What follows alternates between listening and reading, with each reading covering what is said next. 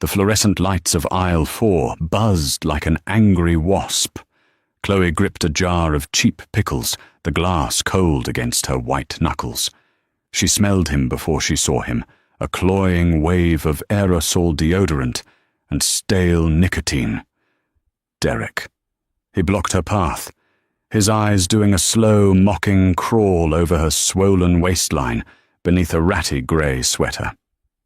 "Wow, Chloe," he smirked, leaning against the shelves. "You really let yourself go. Got fat, huh?" He laughed, entirely unaware she was carrying the air to the Russo syndicate. The grocery store was freezing. It was the kind of deep mechanical cold that seeped through the soles of Chloe's worn canvas sneakers and settled in the bones of her ankles.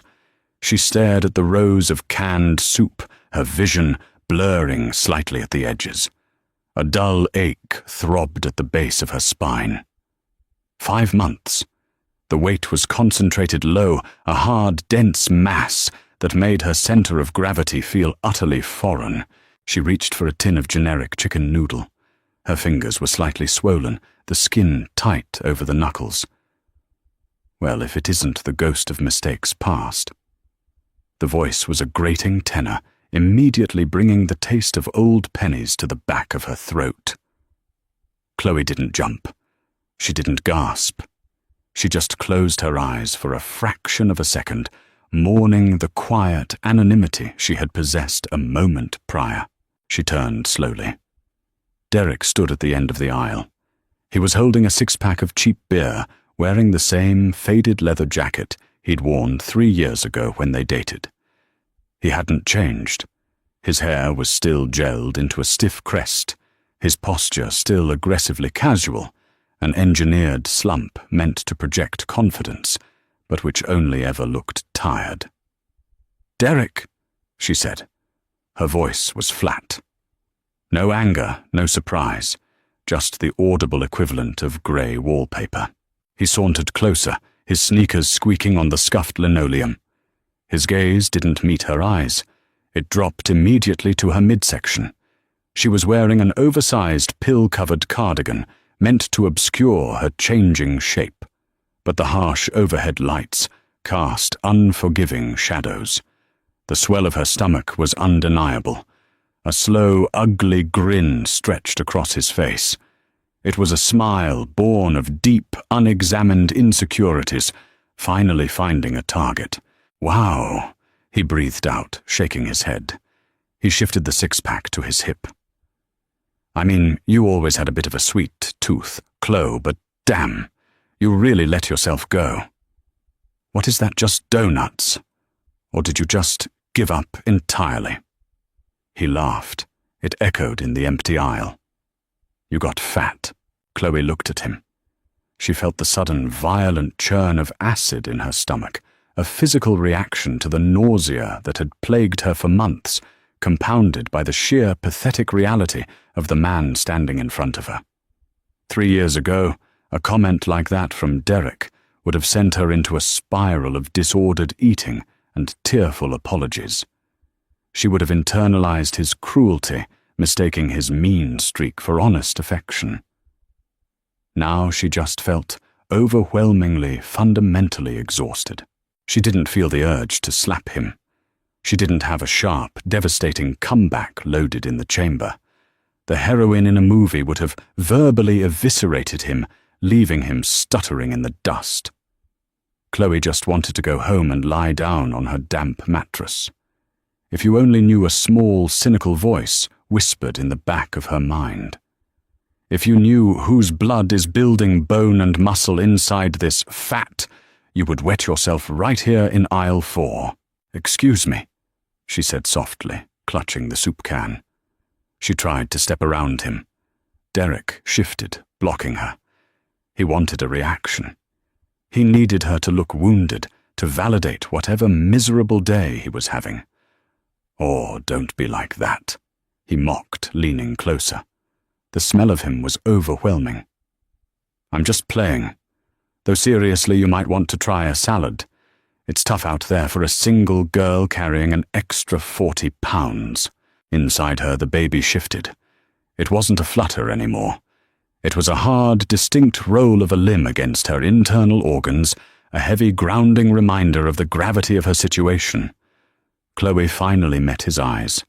Hers were hollow, underscored by dark, bruising bags from nights spent staring at the ceiling, waiting for a black car to pull up to her building.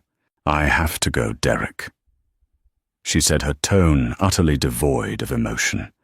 She pushed past him, her shoulder clipping his chest. She didn't look back as she walked toward the registers, her gait heavy and slightly uneven. She could hear him scoff behind her, muttering something about her being a bitch. She paid in cash, the coins slippery with the cold sweat on her palms. She walked out into the damp evening air, the chill biting through her sweater. The streetlights flickered, casting long, sickly yellow shadows across the wet pavement. She leaned against the brick wall of the store, squeezing her eyes shut, and finally let out a long, ragged breath. Her hand moved automatically to her stomach, resting over the thick wool of her cardigan. She pressed inward slightly, feeling the firm resistance of the life growing there. "Don't listen to him," she whispered to the damp air, her voice cracking. "He's just an idiot," but the tears pricked her eyes anyway. Not because of Derek's words. Derek was nothing, a fly buzzing against a window pane. She cried because the sheer, crushing weight of the secret she was carrying felt heavier than the child itself. The bus ride to her apartment took 40 minutes. Chloe sat by the window, her forehead resting against the vibrating, grime-streaked glass. The smell of diesel fumes and wet wool filled the cramped space. Every pothole sent a shockwave up her spine, aggravating the dull ache in her lower back. She lived in a neighborhood that the city had long ago forgotten. The streetlights here were mostly broken, and the sidewalks were cracked, pushing up weeds that smelled like dust and feral cats. She climbed the 3 flights of stairs to her apartment, slowly pausing on the second landing to catch her breath. Her key stuck in the lock, requiring a violent jiggle before it gave way.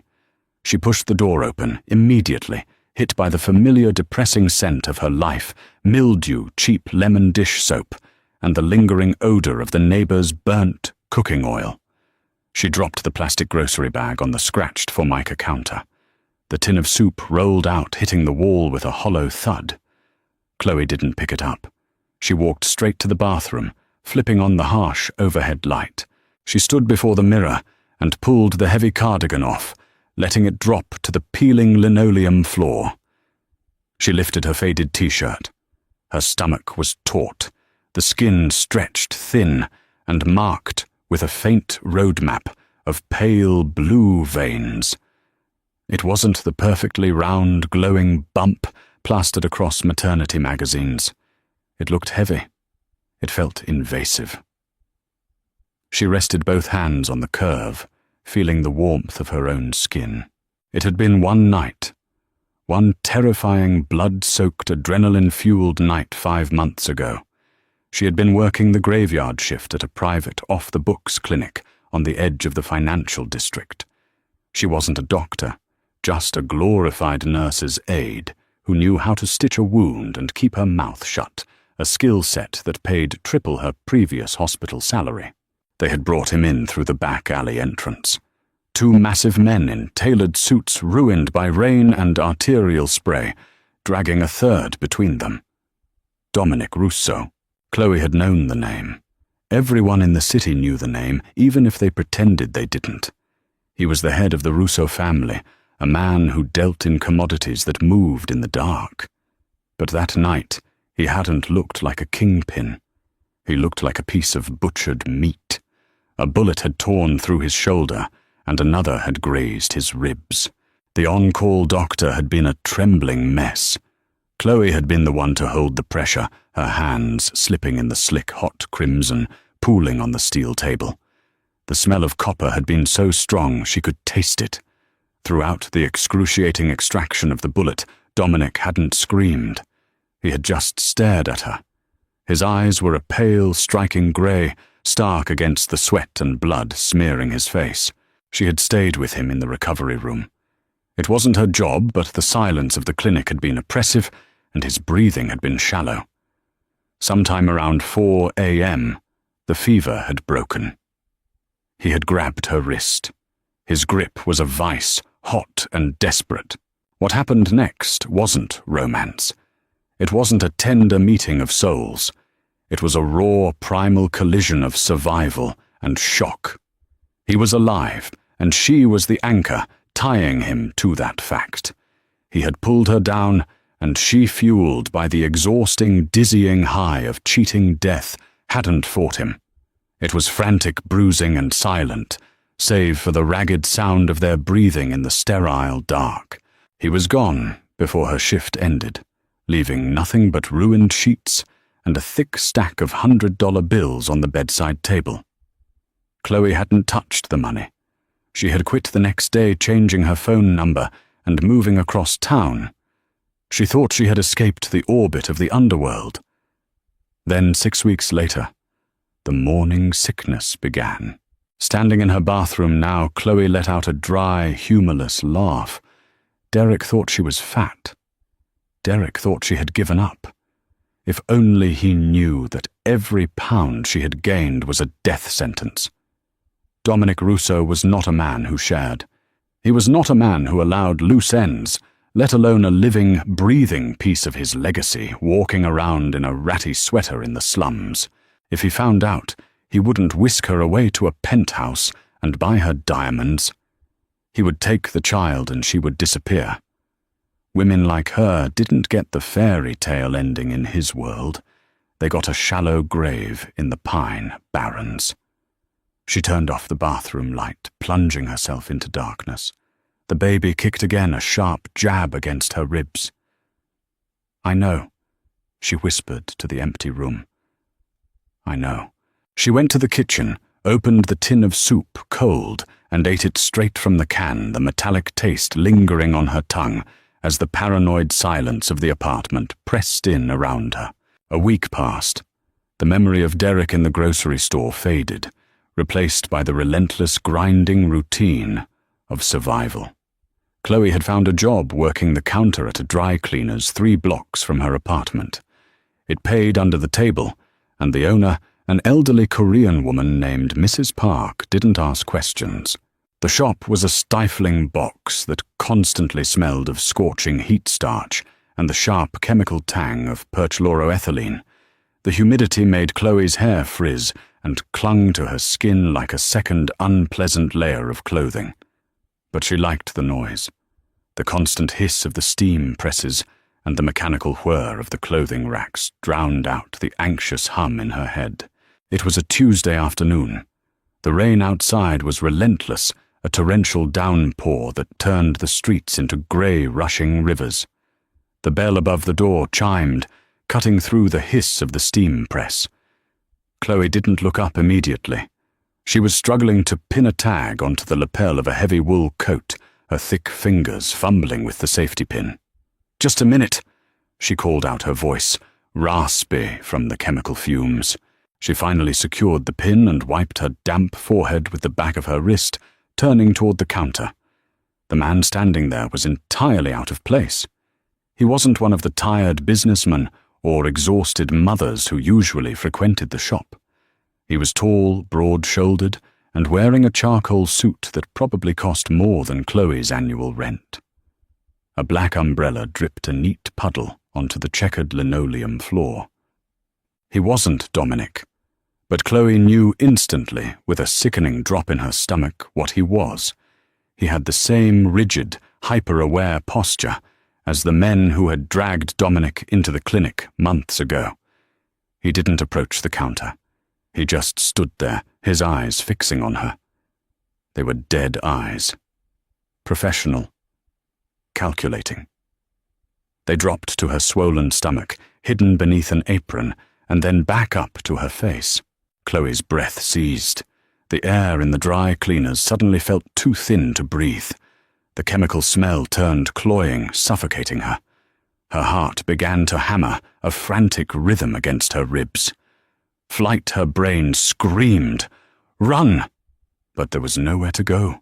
The back door was padlocked from the outside, a fire hazard Mrs. Park ignored. The man reached into his jacket. Chloe took a step back, knocking over a jar of spare buttons. It shattered against the floor, a loud, chaotic scatter of plastic that sounded like gunfire in the tense silence. The man pulled out a phone, not a weapon. He tapped the screen, held it to his ear, and never took his eyes off her. "I found her," he said. His voice was a low rumble, barely audible over the rain beating against the front window. He hung up and slipped the phone back into his pocket. He didn't move. He didn't try to touch her. He just stood like a sentinel by the door. "What do you want?" Chloe managed to choke out. Her voice shook entirely, lacking the tough, cynical veneer she relied on. She wrapped her arms around her stomach in an instinctive protective gesture. The man ignored her. 5 minutes passed. To Chloe, it felt like 5 years. The steam press hissed. The buttons lay scattered on the floor. She could feel the sweat trickling down the back of her neck, cold and clammy. Then the bell chimed again. The tall man stepped aside, opening the door wider. The smell entered before he did. It cut entirely through the cheap chemicals and the damp air of the shop. It was the scent of rain on expensive wool dark leather and a very subtle, sharp cologne. Chloe backed up until her spine hit the metal counter. The cold steel bit through her shirt. Dominic Russo stepped inside. He looked different than the last time she had seen him.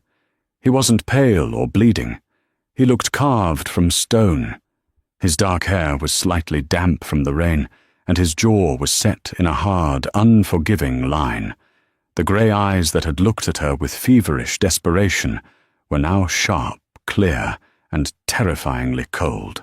He didn't look at the racks of clothes. He didn't look at the broken jar of buttons. He looked only at her. The silence stretched, pulling tight like a piano wire about to snap. Dominic stepped closer. His polished leather shoes made no sound on the wet floor. He stopped mere inches from the counter, towering over her. Chloe couldn't breathe. She was a deer caught in the headlights of a semi-truck, paralyzed by the sheer gravity of his presence. His gaze dropped slowly, deliberately, to where her arms were crossed defensively over her swollen stomach. When he looked back up, the temperature in the room seemed to drop 10 degrees. "You're a very difficult woman to track down, Chloe," he said. His voice was smooth, a dark velvet that hid the razor blade underneath. "But you made a mistake." Chloe swallowed hard, tasting bile. "I didn't take your money," she whispered, her voice trembling so violently she barely recognized it. Dominic tilted his head slightly, a gesture that was predatory in its slow grace. He reached across the counter. Chloe flinched, closing her eyes, expecting a blow. Instead, she felt the warm, heavy weight of his large hand settle directly over hers where they rested on her stomach. He didn't grab her. He just rested his palm there, claiming the space, claiming what was beneath the skin. "I don't care about the money," Dominic said softly, his thumb brushing against her knuckle. "You took something else that belongs to me, and we are going to fix that right now." Chloe didn't scream. The movies always got that wrong. When real paralyzing terror hit, it didn't vocalize. It sucked the oxygen from the room and turned your vocal cords to useless, rigid rubber. Dominic's hand was heavy. The heat of his palm bled through the thin cotton of her maternity shirt, a localized brand that made the skin underneath crawl. He wasn't crushing her. The terrifying part was how gentle the contact was, a possessive, calculated pressure that communicated total ownership without leaving a bruise. "My coat," Chloe said. Her voice was a pathetic, reedy scrape. It was the most absurd thing she could have focused on, but her brain scrambled for the mundane to stave off the abyss. "It's cold outside. I need my coat." Dominic withdrew his hand slowly. He didn't look at her face.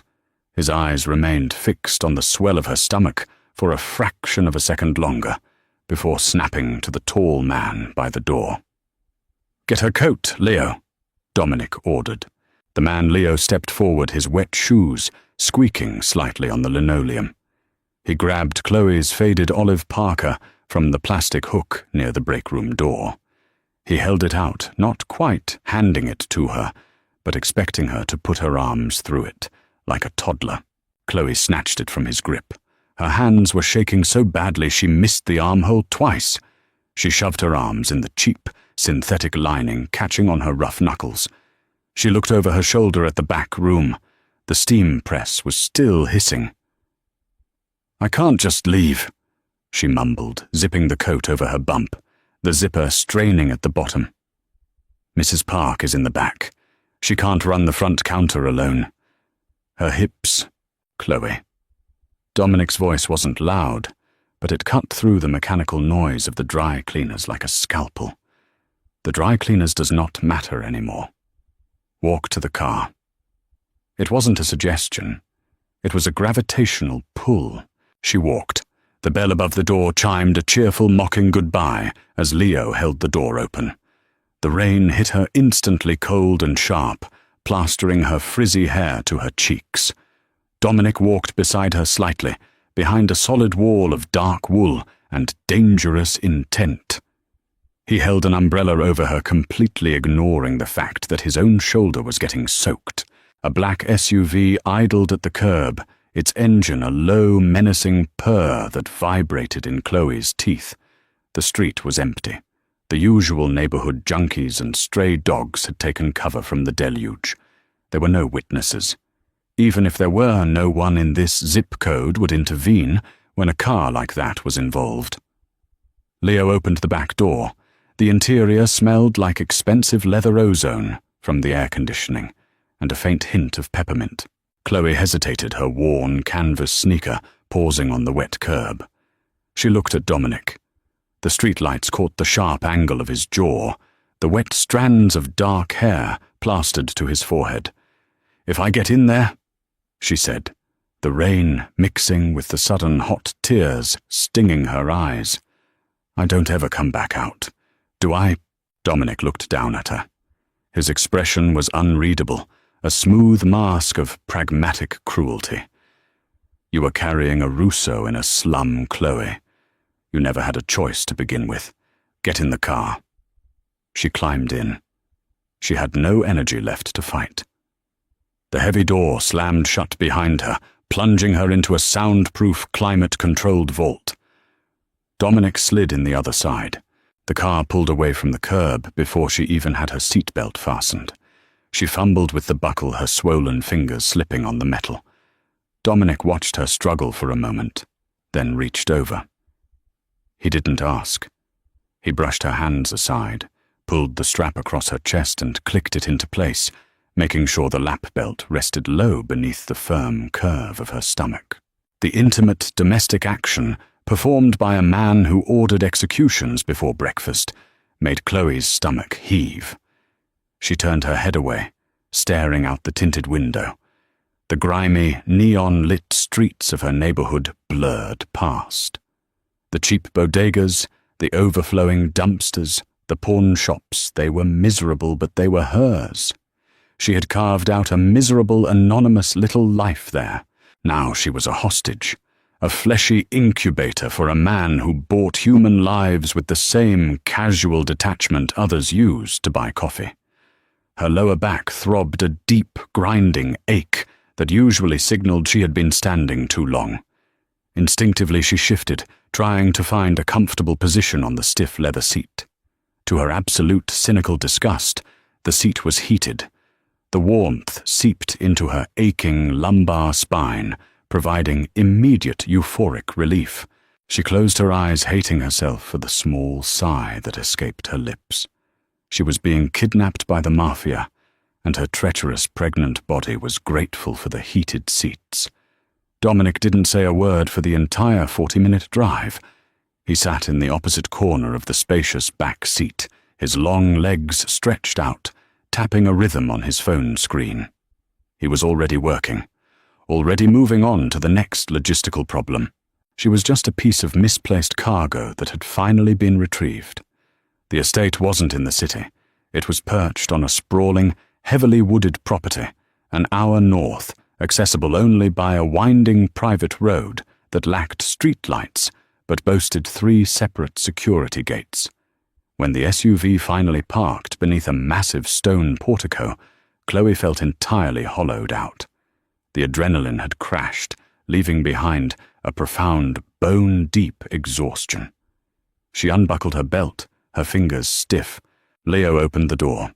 The air here smelled entirely different. Pine needles, wet earth, and something crisp and clean that didn't exist in her old neighborhood.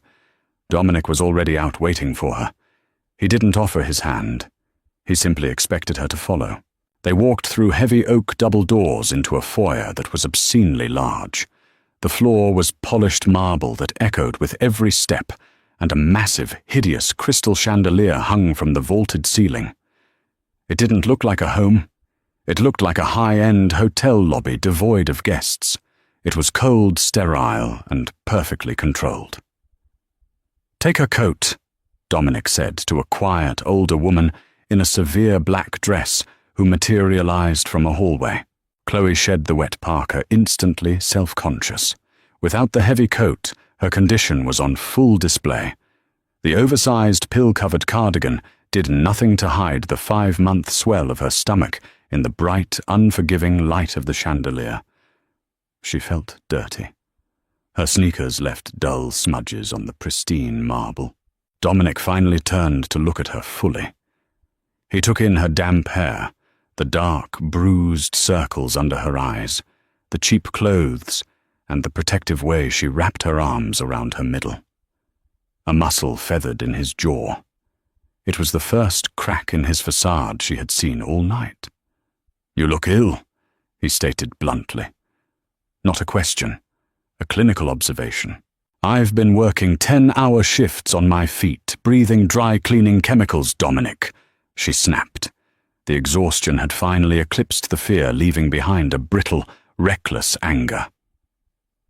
"Forgive me if I don't look like a cover girl." He didn't rise to the bait. "Dr. Orris is waiting upstairs. He will examine you."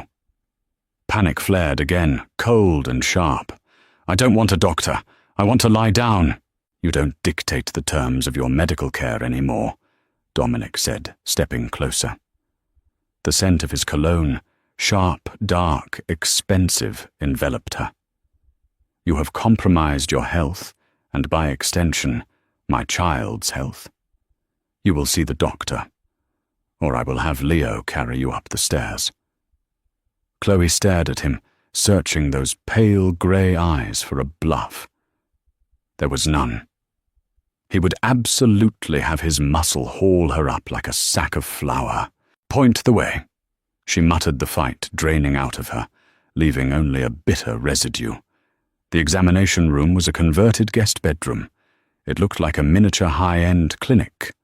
A sleek stainless steel exam table sat in the center of the room, flanked by an ultrasound machine that looked newer than anything she had ever seen at the free clinic she frequented. Dr. Aris was a small, meticulous man with wire-rimmed glasses who smelled strongly of hand sanitizer. He asked her to change into a remarkably soft, thick cotton gown. When she emerged from the adjoining bathroom, Dominic was sitting in a leather wingback chair in the corner of the room. Chloe froze. "He's not staying." Dr. Orris looked nervously between them. Dominic crossed his legs, resting his elbows on the armrests, his fingers steepled. "I am staying," Dominic said. "Proceed, doctor." "I have a right to privacy," Chloe argued, her voice rising. "You can't just... Privacy is a privilege you surrendered when you decided to hide my heir in a slum." Dominic interrupted his voice, dangerously low. "Get on the table, Chloe. Do not make me repeat myself." She hated him then, a pure, blinding hatred that tasted like ash in her mouth.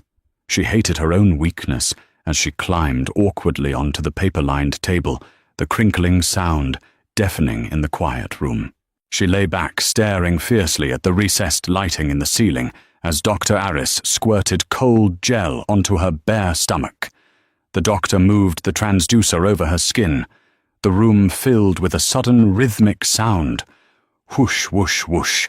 It was fast, steady, and incredibly loud. The heartbeat. Chloe squeezed her eyes shut, a rogue tear slipping down her temple and into her hairline. She had heard it before at the free clinic, but it hit harder here, in this sterile room, surrounded by enemies. It was the sound of her own trap snapping shut. Dominic stood up. She heard his expensive shoes cross the floor. He stopped beside the table, looking at the monitor. "Growth is in the 50th percentile," Dr. Aris murmured, tapping the keyboard. "Heart rate is strong. 155 beats per minute. Fluid levels look adequate. She is underweight, however. Blood pressure is slightly elevated. Stress likely." "Fix the weight," Dominic ordered. Chloe opened her eyes, glaring at his profile. "I'm not a prize heifer." Dominic finally looked down at her. His gaze dropped to her stomach, covered in slick gel, and then back to her face. He didn't look angry anymore. He looked entirely terrifyingly resolute. "No," Dominic said, softly, reaching out. He didn't touch her skin, but his finger traced the edge of the ultrasound screen, outlining the grainy black and white curve of the spine. "You are the mother of my child, which makes you the most valuable, heavily guarded asset I possess." Dinner was an exercise in psychological warfare. They sat at opposite ends of a mahogany table that could easily seat 20 people. The dining room was suffocatingly grand, with dark wood paneling and heavy velvet drapes that shut out the night. Chloe wore clothes she had found in the closet of the massive impersonal bedroom. They had dumped her in a pair of soft cashmere sweatpants and a loose silk long-sleeved shirt that clung to the swell of her belly. The clothes smelled like lavender and expensive detergent, entirely devoid of her own scent. A silent, efficient maid had served them. The plate in front of Chloe held a piece of pond-sard salmon, steamed asparagus, and wild rice. It was exactly the kind of nutrient-dense, perfectly portioned meal a high-priced doctor would recommend. Chloe stared at it. Her stomach roiled. For the past 2 months, she had survived on instant ramen saltines and the occasional bruised apple from the discount bin. Her body was screaming for cheap carbohydrates, entirely unequipped to handle rich, oily fish. She picked up her fork, pushed a spear of asparagus around the porcelain plate, and put the fork down. At the far end of the table, Dominic cut into a rare steak. He ate with the same methodical, controlled precision he applied to everything else. He didn't speak until half his plate was cleared. "You aren't eating." He didn't look up, his voice echoing slightly in the large room. "I'm nauseous," Chloe said flatly, "and I don't like salmon." Dominic paused, his knife resting against the china. He looked up, his grey eyes pinning her down. "Dr. Aris said you are malnourished. The fish is rich in omega-3s. It is necessary for fetal brain development. Eat it." Chloe let out a sharp, cynical laugh. It scraped her throat. "Oh, I see. We're doing this. The benevolent dictator routine. You think because you kidnapped me and put me in a cashmere sweater, I'm suddenly going to take orders on how to chew my food." "I expect you to act in the best interest of the child," Dominic replied evenly, taking a sip of red wine. "Since your track record so far involves hiding in a roach-infested apartment and starving yourself, I am stepping in." Chloe gripped the edge of the table. The smooth, polished wood felt cold beneath her damp palms. "I didn't starve myself," she hissed, leaning forward. "I worked. I paid rent. I survived. Do you know why I hid, Dominic? Do you honestly think I wanted to raise a kid smelling like cheap bleach and old fry grease? Then why run?" He countered, his voice devoid of emotion. You knew what I was. You knew I had resources. Because of what you are, Chloe shouted, the sudden volume startling even herself. She didn't care. The exhaustion had stripped away her filter. You're a mob boss, a criminal. People shoot at you for a living. I was there, remember. I held my hands inside your bleeding shoulder while you ruined a perfectly good steel table. She pushed her chair back, the heavy wood scraping loudly against the rug. She stood up her hand, dropping instinctively to support the heavy weight, low in her pelvis. You think this is a safe environment? She demanded, gesturing wildly around the opulent room. You think having armed guards at the door makes a good nursery? What happens when one of your rivals decides to send a message? What happens if they bypass your fancy gates? Dominic didn't yell back. He didn't stand up. He simply watched her, his expression hardening into a terrifying, rigid mask. No one touches what is mine, he said. The absolute certainty in his voice made the hair on Chloe's arms stand up. My enemies know the cost of crossing that line. My father made mistakes. I do not. Everyone makes mistakes, Chloe shot back, her voice shaking with raw, desperate fear. And when you make one, it won't be your bank account that suffers. It will be him. She pointed to her stomach. Or her. They'll use this baby to break you. And I refuse to let my kid be collateral damage in a mob war. Dominic slowly wiped his mouth with a linen napkin. He placed it neatly on the table, stood up, and walked toward her.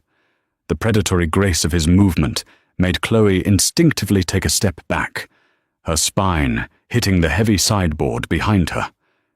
He stopped inches away. He was too tall, too broad. He eclipsed the light from the chandelier, casting her in shadow. You are looking at this emotionally. Dominic said, his voice dropping to a low, intimate rumble that vibrated against her chest. Look at it logically. You were a target the moment my blood began growing inside you. If you were on the street, exposed, a rival family would have found you eventually. They would have cut the child out of you to send me a message and left you to bleed to death in an alley. Chloe gagged, a violent, involuntary reflex. Her hand flew to her mouth, her eyes widening in horror. Dominic didn't flinch. He reached out his large hand, gripping her chin, forcing her to look up into his cold, merciless eyes. That is the reality of the world you entered the night you let me touch you, Chloe, he said brutally. I am not keeping you here to punish you. I am keeping you here because this fortress is the only reason you and that child will live to see the end of the year. He released her chin, his thumb lingering for a brief, confusing second against her lower lip. Now, he said, turning back toward the table, sit down and eat the fish. Chloe stood frozen against the sideboard, her heart hammering a frantic, sickly rhythm against her ribs. The smell of the seared salmon suddenly hit her again, thick and oily. She turned, practically running out of the dining room, her heavy, uncoordinated footsteps echoing in the massive hallway. She barely made it to the extravagant downstairs powder room before she threw up violently into the marble sink, sobbing dry, ugly tears, not from morning sickness, but from the crushing claustrophobic realization that Dominic Rousseau was entirely right. She was already dead out there. In here, she was just a prisoner, waiting for the executioner to arrive. The mattress was an engineered marvel of memory foam and Egyptian cotton, and Chloe hated it with a visceral intensity. She woke up at 3:14 a.m., the digital clock on the mahogany nightstand projecting the time in a muted, unobtrusive blue. The silence of the estate was absolute. It wasn't the peaceful quiet of a country night. It was a pressurized artificial vacuum. She rolled onto her side, biting the inside of her cheek as a sharp, agonizing cramp seized the round ligament on her right side. The baby felt heavier tonight, sitting low against her pelvis, like a bowling ball wrapped in lead. She kicked off the duvet. It was too heavy, too warm. She swung her legs over the edge of the bed, her bare feet hitting the heated hardwood floor. It was a minor luxury that made her skin crawl. Everything in this house anticipated a need before she could even articulate it. It was the architecture of total control. She needed water. She bypassed the crystal carafe on her nightstand, filled daily by a silent housekeeper, and opted to walk. She needed to move to feel the mechanics of her own joints, to prove her body still belonged to her in some marginal way. The hallway was dimly lit by sconces that automatically adjusted to her movement. She walked slowly, one hand supporting the base of her swollen stomach, the other trailing along the silk-upholstered wallpaper. She felt massive, clumsy, and utterly exposed in the oversized t-shirt she had refused to trade for the imported silk nightgowns Dominic had provided. She reached the kitchen. It was an industrial-scale space of brushed steel black marble and terrifyingly sharp German knives magnetized to the wall. Dominic was sitting at the island. He didn't jump. He didn't turn around in surprise. He simply looked up from the glowing screen of a sleek laptop, a tumbler of amber liquid resting near his right hand.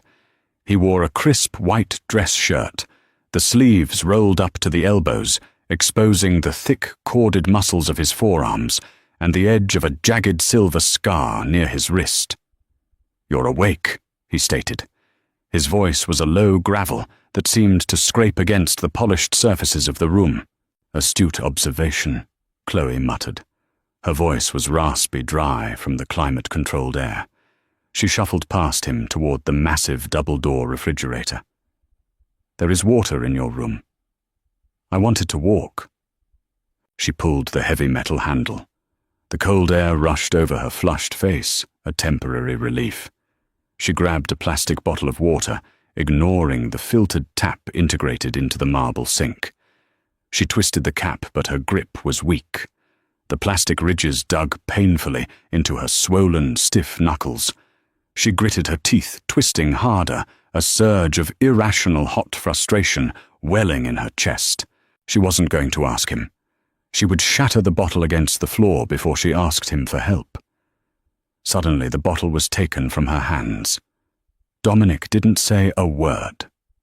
He cracked the seal with an effortless twist of his wrist and handed it back to her. His fingers brushed hers. His skin was warm, calloused, and smelled faintly of expensive scotch and the metallic tang of gunpowder. Chloe snatched the bottle. She drank half of it in one go, the cold water hitting her empty stomach like a stone. "You are limping," Dominic observed. He closed the laptop screen. The kitchen plunged into a dimmer, more intimate shadow. "It's the round ligaments," she said, leaning her back against the cool steel of the refrigerator. "The baby is dropping. It pulls the muscles. It's normal." Dominic's eyes tracked the subtle wince that crossed her face as she shifted her weight. He stood up. The sheer size of him dominated the space, dwarfing the massive kitchen island. "Sit down," he ordered softly. "I'm fine, Dominic. I'm going back to bed." "Sit down, Chloe." It wasn't a request. The velvet had peeled back, revealing the iron underneath. She lacked the energy to fight him. She shuffled to one of the heavy leather bar stools and hoisted herself up, her breathing shallow. Dominic walked around the island. He didn't stop a polite distance away. He stepped directly between her parted knees, invading her personal space with a casual, terrifying entitlement. Chloe stiffened her hands, dropping to the seat on either side of her hips. "What are you doing?" "Which side?" he asked, ignoring her entirely. "Dominic, left or right, Chloe?" "I am losing my patience." "Right." She snapped her face, burning. He knelt. The fabric of his tailored trousers pulled taut over his thighs. He reached out his large hands, finding her right leg. He pushed the hem of her oversized t-shirt up just a few inches, exposing her bare knee and the lower stretch of her thigh. Chloe held her breath. The contrast was absurd. A man who commanded an army of violent enforcers kneeling on a cold marble floor in the middle of the night. His thumbs found the tight-knotted muscle just above her hip bone.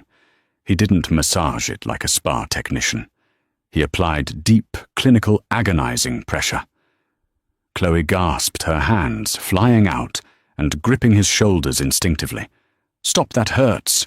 "Breathe through it," he commanded, his eyes fixed on the task, his grip unyielding. "The muscle is spasming because you are carrying the weight unevenly.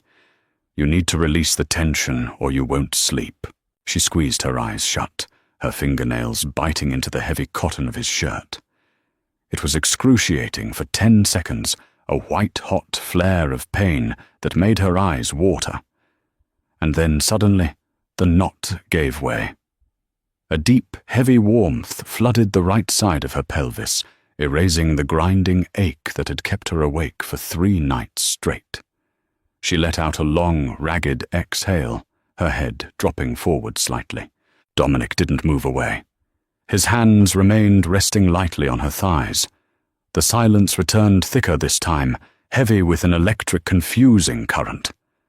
Chloe opened her eyes. She was staring directly at the pulse, beating steadily at the base of his throat. "Better?" he asked. His voice was quieter now, lacking the abrasive edge of command.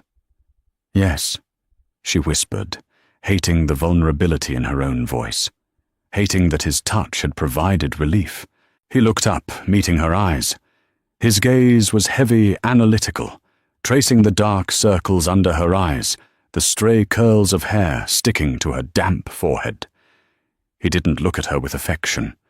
He looked at her the way a man looks at the foundation of a house he is building, checking for cracks, assessing the structural integrity. "You need to eat more protein," he said, rising to his feet smoothly. The intimacy of the moment vanished, locked away behind a vault door. "I will have the chef adjust your meals tomorrow. Go to sleep, Chloe." He turned, picked up his laptop and his scotch, and walked out of the kitchen, leaving her alone with the cold hum of the refrigerator and the disturbing realization that she felt safer in his terrifying shadow than she ever had in the light. November brought a bitter, driving rain that stripped the trees bare and turned the perimeter of the estate into a landscape of grey mud and black iron. Chloe was 32 weeks along. The physical reality of the pregnancy had entirely consumed her. She moved with a heavy, deliberate waddle, her center of gravity pulled forcefully forward. Her ankles were permanently swollen, the skin tight and shiny. Derek's mocking voice occasionally echoed in her memory. You got fat, but it felt distant, the pathetic insult of a boy who couldn't comprehend the brutal, visceral machinery of creating human life. It was a Tuesday afternoon. The sky outside the library windows was a bruised, sickly purple. Chloe was sitting in a winged armchair, a thick fleece blanket draped over her legs, trying to focus on a paperback novel she had found in the vast, unread collection. She couldn't concentrate. The air pressure in the room felt off, heavy, thick. Dominic was standing by the massive stone fireplace. It wasn't lit. He had been on his phone for 45 minutes, speaking in rapid, clipped Italian. His voice lacked its usual smooth cadence. It was sharp, punctuated by hard consonants. He hung up, slipping the phone into the breast pocket of his suit jacket. He didn't turn to look at her. He just stared at the cold, empty hearth. "What is it?" Chloe asked. Her voice sounded thin in the cavernous room. Before Dominic could answer, the floor vibrated. It wasn't a sound, not at first. It was a physical tremor that started in the soles of Chloe's feet and traveled up her spine.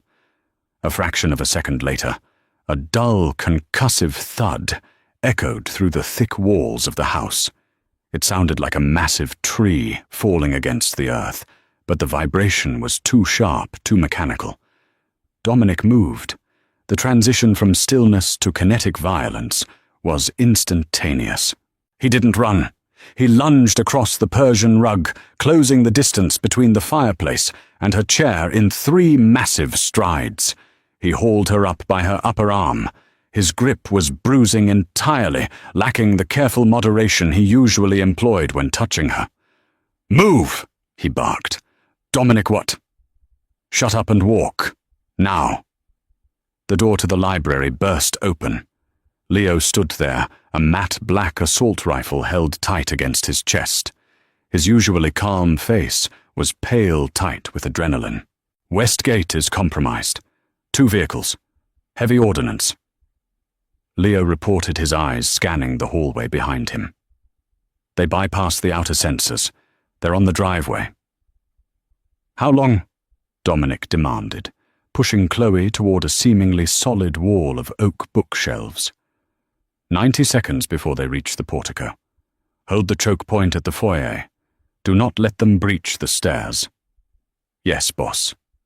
Leo vanished, the heavy door slamming shut behind him. Chloe's heart slammed against her ribs with the force of a hammer. The metallic taste of raw panic flooded her mouth. She couldn't breathe. The baby began to thrash violently, sensing the massive spike of cortisol in her bloodstream. Dominic reached past a row of leather-bound encyclopedias, his fingers finding a hidden recess. He pressed sharply. A section of the heavy oak shelving unlatched with a heavy pneumatic hiss, swinging inward to reveal a narrow steel-lined corridor, lit by harsh red emergency lights. "Get in," he ordered, physically shoving her forward. She stumbled into the corridor, her shoulder scraping against the cold steel. The air inside smelled of dust cedar and stale circulation. Dominic stepped in behind her. He grabbed a heavy metal handle on the back of the bookshelf and pulled. It locked into place with a deafening, terrifying clack, sealing them in absolute darkness, save for the blood-red glow of the overhead bulbs. They were in a safe room barely the size of a walk-in closet. There was a bench against one wall, a bank of monitors, currently displaying static, and an emergency medical kit. "Sit." Dominic pushed her down onto the bench. "What is happening?" Chloe gasped, her hands gripping her stomach. "Who is it?" "Rivals," Dominic said curtly. He wasn't looking at her. He was pulling a heavy tactical vest from a locker, set into the wall, strapping it over his tailored suit with sharp, jerky movements. He pulled a matte black handgun from a holster at the small of his back, checking the slide with a terrifying, practiced efficiency. A faction from the city pushing their boundaries. They tracked a supply truck back to the perimeter. "You said we were safe here." She choked out tears of pure, undiluted terror, blurring her vision. "You said nobody could get in." "I was wrong," Dominic stated. It was the first time she had ever heard him admit a flaw. It terrified her more than the gunfire. A sharp, crackling sound erupted from outside the thick steel walls. Automatic weapons. The sound was muffled distant, but the cadence was unmistakable. The house was a war zone. Dominic racked the slide of his weapon. He turned to her. In the red emergency light, his face looked carved from marble. The grey eyes were entirely devoid of humanity. This was the man who had ordered executions. This was the monster the city feared. "Listen to me very carefully," he said, stepping close, his voice dropping to a harsh whisper. "The walls of this room are rated to withstand C4. The air is internally scrubbed. You do not leave this room. Even if you hear my voice outside pleading with you to open the door, you do not open it. You do not touch the release lever until Leo inputs the manual override code. Do you understand?" Chloe stared at him, her chest heaving. "Where are you going?" "They breached my property," Dominic said, a terrifying, quiet fury lacing every syllable. "I am going to remind them why that is a fatal error." "Dominic, no." Her hand shot out her fingers, wrapping around his thick wrist. It was an instinctual, stupid reaction. She didn't want to be alone in the red dark. She didn't want the father of her child to walk out and die on a marble floor. He stopped.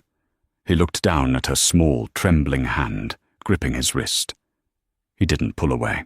For a fraction of a second, the lethal machine paused. He reached up with his free hand, his rough thumb swiping roughly across her cheek, catching a tear. It wasn't a gentle caress. It was a brand.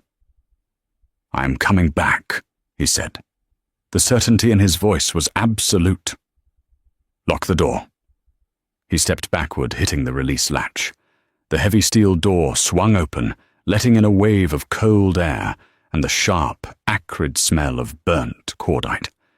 He stepped out, and the door slammed shut. The lock engaged automatically. Chloe was alone. She pulled her knees up as far as her swollen stomach would allow, wrapping her arms around herself, burying her face in her hands. The distant, muffled pops of gunfire echoed through the steel walls. She sat in the vibrating, blood-red silence, waiting for the heavy door to open, terrified of who would be standing on the other side. Time lost its shape. It could have been 20 minutes. It could have been 3 hours.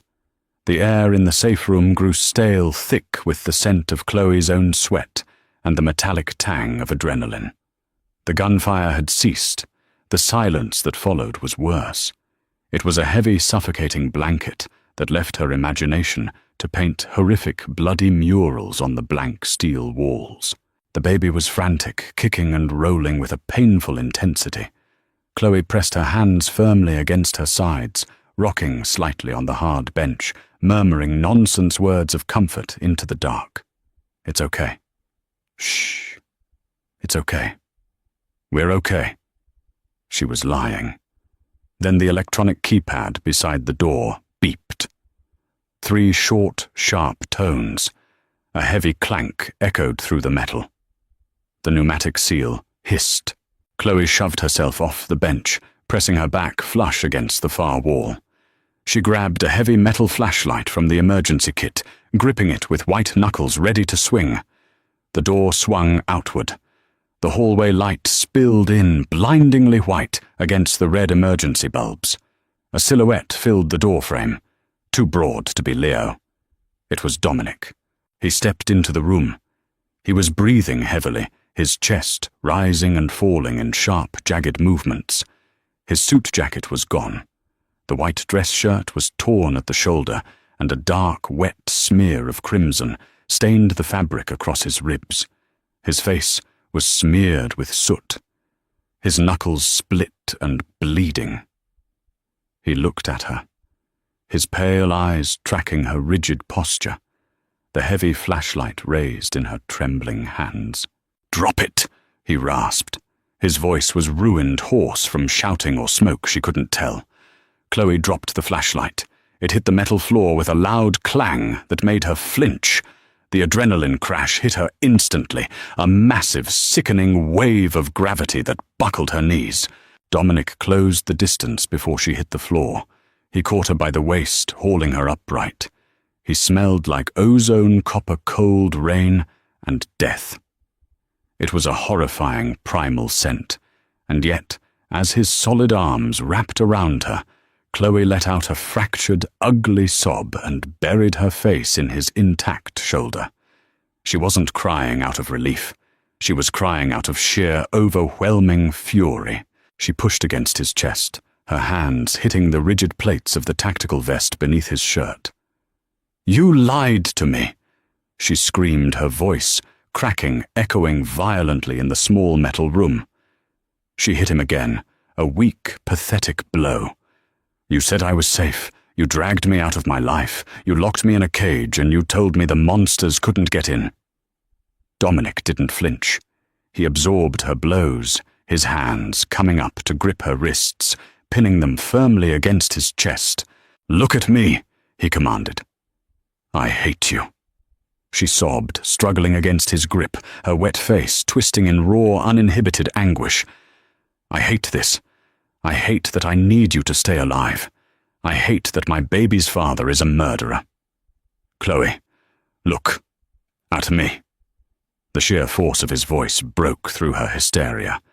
She stopped fighting her chest, heaving tears streaming down her soot-stained cheeks. She looked up. Dominic's face was inches from hers. There was no apology in his eyes. There was no regret. There was only a dark, terrifying possessiveness that stripped away any illusion of normalcy.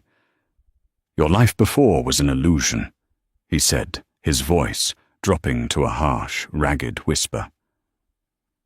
"You were playing house in a slum, hoping the world wouldn't notice you. The world noticed." He let go of one of her wrists. He took her trembling hand and pressed it flat against his chest, right over the heavy, frantic beating of his heart. "Those men out there," Dominic continued, his eyes burning into hers. "They didn't come for my money. They came for the woman carrying the Rousseau heir. They came to cut my legacy out of you." Chloe gasped, squeezing her eyes shut against the visceral horror of his words. Dominic's hand moved. He slid his palm down from her chest, resting it heavily over the tight, protruding swell of her stomach. The baby, agitated by the screaming, delivered a hard, sharp kick directly against Dominic's palm. Dominic froze. The muscle in his jaw clenched tight. He didn't pull away. He pressed his hand firmer against the curve, acknowledging the violent little life demanding space within the chaos. "They failed," Dominic said softly, the lethal edge leaving his voice, replaced by something heavier, something permanent. "Because I killed them. Every single one of them who crossed my gates.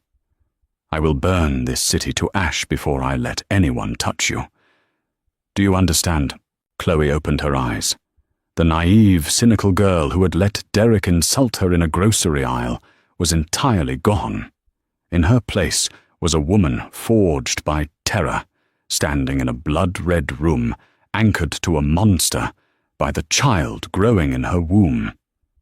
This wasn't a romance novel. He wasn't going to reform. He wasn't going to leave the life. He was a creature of violence, and he had dragged her into his dark orbit, locking the door behind her.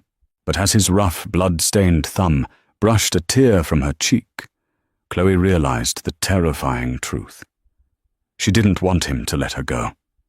Out there, she was prey. In here, in the cold, brutal arms of the devil himself, she was untouchable. "You're bleeding," she whispered, her voice deadened, entirely devoid of fight. Her hand moved from his chest, her fingers hovering over the crimson stain on his ribs. Dominic looked down at her hand, then back up to her face. A slow, heavy exhaustion settled over his features, cracking the marble mask. "It's not my blood," he replied simply. He didn't let go of her. He wrapped his arm around her shoulders, turning her toward the open door. The hallway outside was quiet now, smelling of bleach and the sharp tang of cleaning chemicals, as Leo's men began the grim work of erasing the breach. "Come," Dominic said, guiding her heavy, exhausted body out of the steel box. "You need to rest. The doctor is coming to check the fetal heart rate." Chloe leaned into his side, her hip bumping against the heavy holster at his waist. She didn't pull away from the weapon. She let the heavy, solid weight of him support her waddling, uneven steps. The cage was locked. The key was thrown away. But as they walked through the ruined, opulent halls of the estate, Chloe placed her hand over his, where it still rested protectively on her stomach, accepting the darkness, if it meant the child beneath her heart would survive to see the dawn.